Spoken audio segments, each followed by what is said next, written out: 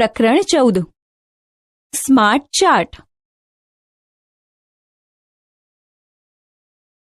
પ્રસ્તાવના.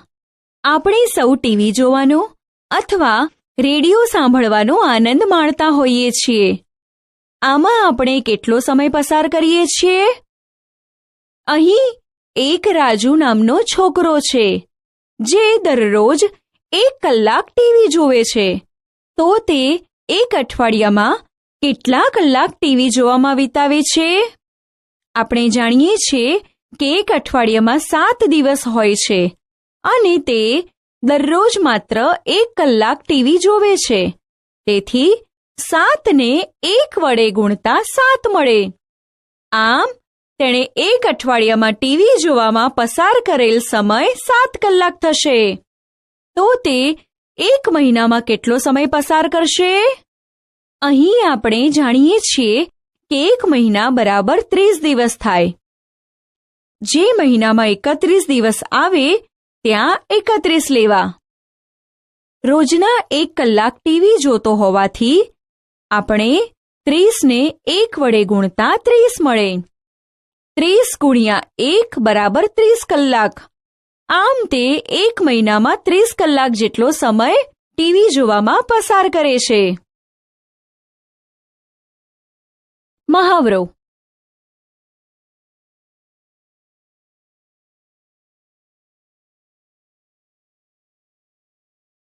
કયો કાર્યક્રમ? ટીવી અથવા રેડિયોમાં જુદા જુદા પ્રકારના ઘણા કાર્યક્રમ જેમ કે કાર્ટૂન, સમાચાર, રમત, સંગીત, મનોરંજન શ્રેણી આવે છે. જુહીના પિતા સિરિયલ જોવાનું પસંદ કરે છે. તેની માતાને રમતગમત પસંદ છે. જુહીને સમાચારનો કાર્યક્રમ ગમે છે.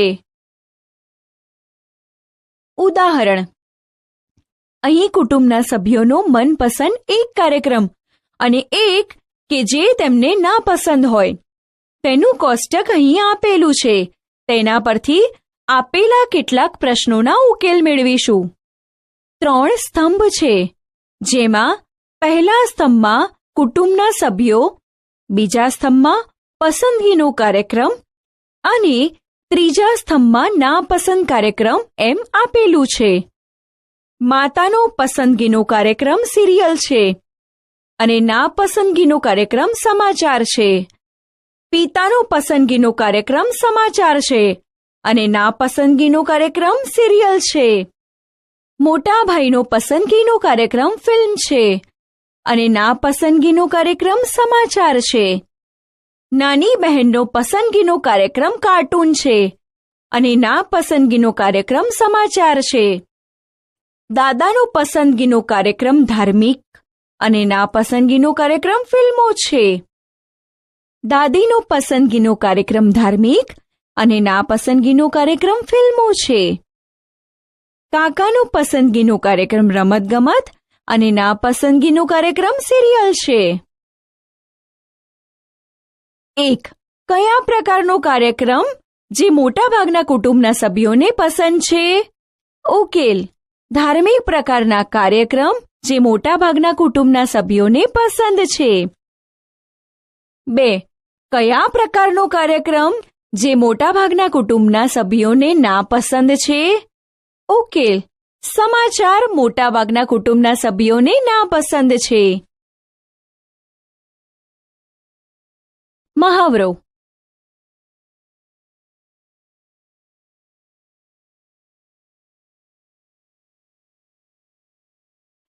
મારો દોસ્ત કોણ? મારો એક દોસ્ત જે હોય હંમેશા મારી સાથ. રાત હોય કે દિવસ, તે હોય હંમેશા મારી સાથ. હું જ્યારે દોડું ત્યારે તે પણ દોડે મારી સાથ. ક્યારેક હું આગળ તો ક્યારેક તે મારી આગળ. થાય જ્યારે અંધારું ત્યારે એ તો ન દેખાય. શું તમે જાણો છો કે મારો એ દોસ્ત કોણ છે? કવિતા ધ્યાનથી વાંચીને આ પ્રશ્નોના ઉત્તર આપો. અ. કયો શબ્દ કવિતામાં વારંવાર આવે છે? ઉકેલ. મારી. બ. કયો મૂળાક્ષર સૌથી વધુ વપરાયો છે? ઉકેલ. ર. ર મૂળાક્ષર સૌથી વધુ વપરાયો છે. કયો મૂળાક્ષર સૌથી ઓછી વાર આવે છે? ઉકેલ: ઘણા બધા મૂળાક્ષર એક જ વાર આવે છે, જેમ કે ધ, ખ અને ન. મહાવરો.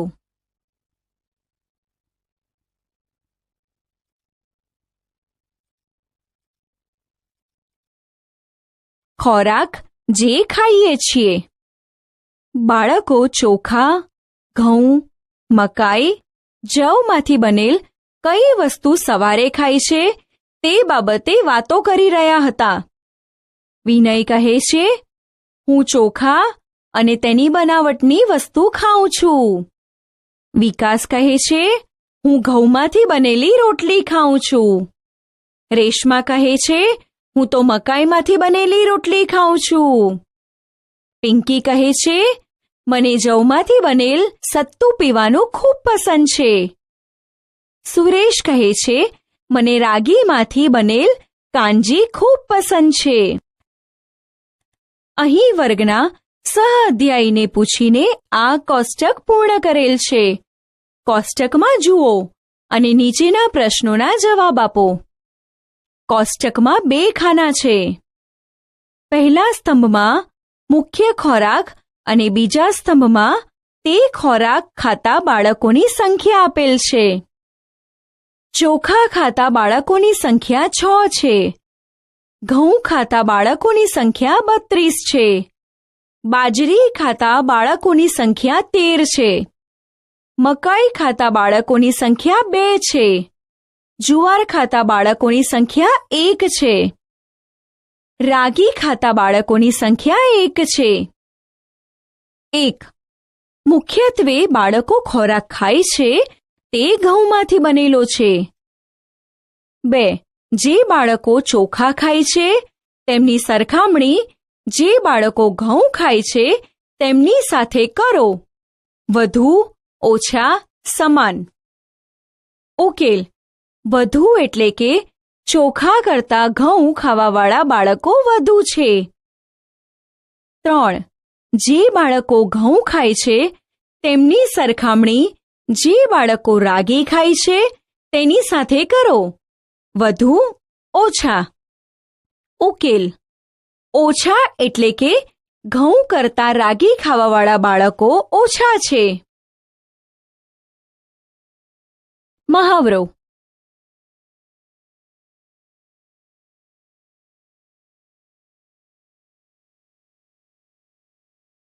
વર્ગખંડ નાટકની તૈયારી. વર્ગના દરેક બાળકો નાટકની તૈયારી કરી રહ્યા છે. કેટલાક અભિનયમાં, કેટલાક કપડાં એકત્ર કરવામાં વ્યસ્ત છે, જ્યારે કેટલાક સેટ તૈયાર કરવા માટે મેજ અને ખુરશી લાવી રહ્યા છે. અહીં ત્રિકોણની નિશાની બતાવવામાં આવી છે, જે 3 બાળકો દર્શાવે છે. અહીં નાટકનો નકશો આપવામાં આવેલ છે. એક બાજુ બાળકોની સંખ્યા અને બીજી બાજુ જુદા જુદા કાર્યક્રમ જેવા કે અભિનય, કપડાં એકત્ર કરવાવાળા, સંગીત વગાડવાવાળા અને સેટ તૈયાર કરવાવાળા છે. આ પરથી કેટલાક પ્રશ્નોના જવાબ આપો. નાટકમાં કેટલા બાળકો અભિનય કરે છે? ઉકેલ: અભિનય માટે 3 ત્રિકોણ દોરેલ છે. એક ત્રિકોણ એટલે 3 બાળકો માટે 3 ત્રિકોણ એટલે 9 બાળકો થાય. આમ નાટકમાં 9 બાળકો અભિનય કરી રહ્યા છે. સેટ તૈયાર કરનાર બાળકો અથવા અભિનય કરનાર બાળકોમાંથી કોણ વધારે છે? ઉકેલ: અભિનય કરનાર બાળકોની સંખ્યા વધુ છે, કારણ કે અભિનય કરનાર બાળકોની સંખ્યા 9 છે, જ્યારે સેટ તૈયાર કરવાવાળા બાળકો 6 છે. મોટાભાગના બાળકો શું કરી રહ્યા છે? ઉકેલ: મોટાભાગના બાળકો સંગીત વગાડવાનું કામ કરી રહ્યા છે, કારણ કે તેમાં સૌથી વધુ ત્રિકોણો આપેલા છે. કેટલા બાળકો પહેરવા માટે કપડાં એકત્ર કરી રહ્યા છે? ઉકેલ: 6 બાળકો પહેરવા માટે કપડાં એકત્ર કરી રહ્યા છે. મહાવરો.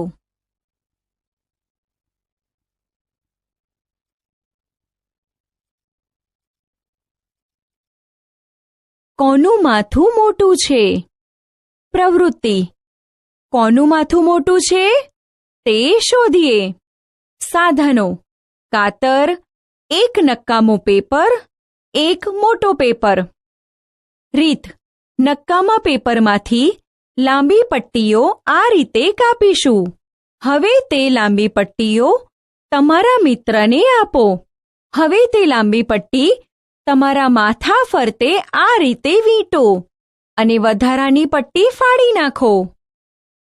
એક મોટા પેપર ઉપર આ પેપરની લાંબી પટ્ટી ધાર પર આ રીતે ચોંટાડો. જુઓ, અહીં બાળકોએ લાંબી પટ્ટી આ રીતે ચોંટાડીને અહીં બતાવ્યા પ્રમાણે તમે પણ આલેખ બનાવો. હવે ફૂટપટ્ટીનો ઉપયોગ કરી આલેખમાંથી શોધીશું.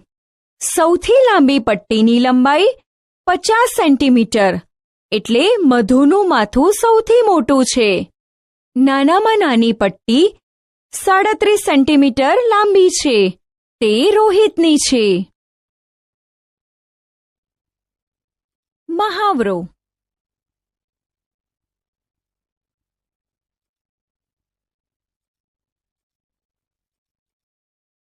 ચપાટી, વર્તુળ, આલેખ, પાઈ ચાર્ટ. શાળાના દરેક વિદ્યાર્થીઓએ અલગ અલગ મંડળમાં ભાગ લીધો છે. અહીં ચિત્રમાં દર્શાવ્યા મુજબ કેટલાક બાળકોએ બગીચા મંડળમાં, કેટલાક બાળકોએ રમતગમત અને ચિત્ર મંડળમાં ભાગ લીધો છે. અહીં વર્તુળ આલેખમાં અલગ અલગ મંડળના વિદ્યાર્થીઓની સંખ્યા દર્શાવાઈ છે. ચિત્રમાંથી આપણે જોઈ શકીએ કે અ. વર્ગના અડધા વિદ્યાર્થીઓએ રમતગમત મંડળમાં ભાગ લીધેલ છે. બ. 1/4 બાળકો બગીચા મંડળના સભ્યો છે. ક. ચિત્ર મંડળમાં પણ વર્ગના 1/4 બાળકો છે. દોસ્તો, આપેલ વર્તુળ આલેખના કેટલા ભાગ કરેલા છે? 4. એટલે કે દરેક ભાગ 1/4 થશે, બરાબર ને? 2 1/4 ભાગ એટલે અડધો ભાગ અને 3 1/4 ભાગ એટલે 3/4 થાય. ચાલો હવે અહીં આપેલ વર્તુળ આલેખના 4 ભાગ કરીએ. હવે તમે મને કહો તો અડધો ભાગ કયો થશે? રમતગમત મંડળવાળો ભાગ, કારણ કે 2 1/4 ભાગ એટલે અડધો ભાગ, જ્યારે બાકીના 2 ભાગ એટલે કે બગીચા મંડળ અને ચિત્ર મંડળના ભાગો 1/4 થશે. ઉદાહરણ: જો શાળામાં 200 વિદ્યાર્થીઓ હોય તો દર્શાવેલ વર્તુળ આલેખ જોઈને દરેક મંડળીમાં રહેલ બાળકોની સંખ્યા કહો. ઉકેલ: અહીં રમતગમત મંડળમાં ભાગ લેતા બાળકોની સંખ્યા કુલ બાળકોની સંખ્યાથી અડધી છે. માટે જો શાળામાં 200 વિદ્યાર્થીઓ હોય તો 200ના અડધા 100 મળે. તેથી રમતગમત મંડળમાં 100 બાળકો છે. બગીચા મંડળના સભ્યો 1/4 ભાગના છે. તેથી 200ને 1/4 વડે ગુણતા 50 મળે છે. આમ બગીચા મંડળમાં 50 બાળકો છે. તે જ રીતે ચિત્ર મંડળમાં કેટલા સભ્યોએ ભાગ લીધો તે શોધવા માટે કુલ વિદ્યાર્થીઓની સંખ્યા 200ને 1/4 વડે ગુણતા 50 મળે છે. તેથી ચિત્ર મંડળમાં 50 બાળકો છે. વરસાદમાં પલળવું. વરસાદમાં પલળવું કોને ગમે છે? બાળકે તેના મિત્રોને પૂછ્યા બાદ આ વર્તુળ આલેખ બનાવ્યો. જેને વરસાદમાં પલળવું ગમે છે અને જેને વરસાદમાં પલળવું નથી ગમતું તેવા બાળકો અહીંયા આલેખ દોરી બતાવવામાં આવ્યા છે. વર્તુળ આલેખ જુઓ અને કહો. 1. કેટલા બાળકોને વરસાદમાં પલળવું ગમે છે? અ. અડધા. બ. 1/4. ક. 3/4. ઉકેલ: 3/4. 2. કેટલા બાળકોને વરસાદમાં ભીંજાવું પસંદ નથી? અ. અડધા. બ. 1/4. ક. 3/4. ઉકેલ: 1/4. 3. જો વર્ગમાં 28 વિદ્યાર્થીઓ હોય તો બાળકોની સંખ્યા કહો. 1. કેટલા બાળકોને વરસાદમાં પલળવું ગમે છે? 2. કેટલા બાળકોને વરસાદમાં પલળવું નથી ગમતું? ઉકેલ: અહીં બાળકોની સંખ્યા 28 છે. વરસાદમાં પલળવું ગમે તેવા બાળકોનો ભાગ 3/4 છે અને 28નો 3/4 ભાગ શોધવા 28ને 3/4 વડે ગુણતા 21 મળે. તેથી 21 બાળકોને વરસાદમાં પલળવું ગમે છે. હવે કેટલા બાળકોને વરસાદમાં પલળવું નથી ગમતું? તેવા બાળકોની સંખ્યા 1/4 છે. તેથી 28નો 1/4 ભાગ શોધવો પડે. તેથી 28ને 1/4 વડે ગુણતા 7 મળે છે. 7 બાળકોને વરસાદમાં પલળવું નથી ગમતું. ચા, કોફી કે દૂધ? કેટલાક બાળકોને પૂછવામાં આવ્યું, ચા, કોફી કે દૂધમાંથી સૌથી વધારે શું પસંદ કરે છે? અહીં કોષ્ટક આપેલું છે જેમાં 2 ખાના છે. તેમાંથી પહેલા સ્તંભમાં પીણું જે તેમને પસંદ છે એટલે કે દૂધ, કોફી અને ચા. જ્યારે બીજા સ્તંભમાં તે પીતા બાળકોની સંખ્યા આપેલ છે. કોષ્ટક પરથી આપણે કહી શકીએ કે દૂધ પસંદ કરતા બાળકોની સંખ્યા 20 છે. કોફી પસંદ કરતા બાળકોની સંખ્યા 10 છે. ચા પસંદ કરતા બાળકોની સંખ્યા 10 છે. કુલ બાળકોની સંખ્યા શોધવા માટે દૂધ, કોફી તેમજ ચા પસંદ કરતા બાળકોની સંખ્યા એટલે 20, 10 અને 10નો સરવાળો કરતા 40 મળે છે. કુલ બાળકોની સંખ્યા 40. કોષ્ટકમાંથી શોધો. 1. કુલ વિદ્યાર્થીઓમાંથી દૂધ પસંદ હોય તેવા બાળકોની સંખ્યા 1/2 કે 1/4. ઉકેલ: 1/2 કારણ કે કુલ વિદ્યાર્થીઓની સંખ્યા 40 છે. 40ને 1/2 વડે ગુણતા 20 મળે, જે દૂધ પસંદ કરતા બાળકોની સંખ્યા સૂચવે છે. 2. કુલ વિદ્યાર્થીઓમાંથી કોફી પસંદ હોય તેવા બાળકોની સંખ્યા 1/2 કે 1/4. ઉકેલ: 1/4 કારણ કે કુલ વિદ્યાર્થીઓની સંખ્યા 40 છે. 40ને 1/4 વડે ગુણતા 10 મળે, જે કોફી પસંદ કરતા હોય તેવા બાળકોની સંખ્યા દર્શાવે છે. 3. વર્તુળ આલેખમાં ચા, કોફી, દૂધ પસંદ કરનાર દર્શાવો. ઉકેલ: આ રીતે વર્તુળ દોરી તેના 4 એક સરખા ભાગ કરીશું. આપણે હમણાં જોયું કે 1/2 ભાગ દૂધ પીનાર છે. તેથી 4 ભાગમાંથી 2 ભાગ આ રીતે રંગીશું અને તેમાં દૂધ પીતા બાળકો 20 એમ લખીશું. ચા અને કોફી પીતા બાળકોની સંખ્યા 10 અને તેમનો ભાગ 1/4 છે. તેથી બાકીના 2 ભાગમાંથી 1/4 ભાગમાં ચા પીતા બાળકોની સંખ્યા 10 અને બીજા ચોથા ભાગમાં કોફી પીતા બાળકોની સંખ્યા 10 એમ લખી આપણે વર્તુળ આલેખ પૂર્ણ કરીશું.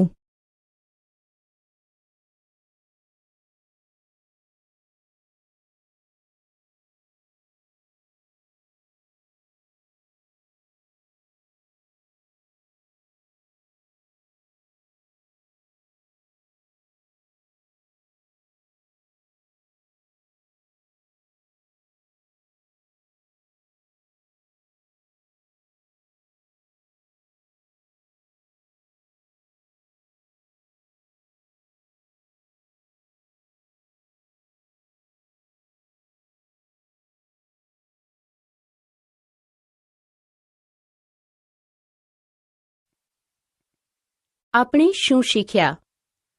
ઉદાહરણની મદદથી સ્માર્ટ ચાર્ટ દોરતા, આપેલ પરિસ્થિતિને અનુરૂપ નકશો કેવી રીતે દોરવો તે, વર્તુળ આલેખને દોરતા અને ઉકેલતા.